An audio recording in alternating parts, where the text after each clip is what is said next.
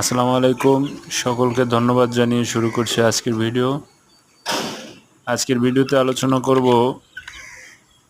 এই প্রচণ্ড গরমের মধ্যে দেশি মুরগিকে আপনি কি খাওয়াতে পারেন সুস্থ থাকার জন্য।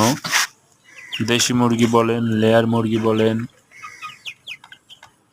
সব ধরনের মুরগিকে খাওয়াতে পারবেন।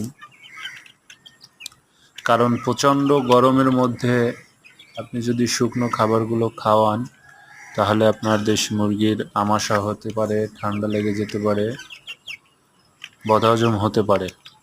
তো এর কারণে আপনারা যদি ধানের কুড়া, গমের ভুসি, ভাত, ভুট্টার গুঁড়া এই সব খাবারগুলো ভাতের মাড় দিয়ে মেখে খাওয়াতে পারেন, তাহলে ইনশাল্লাহ আপনাদের মুরগিগুলো খুব সুস্থ থাকবে। আজকের ভিডিও এ পর্যন্ত।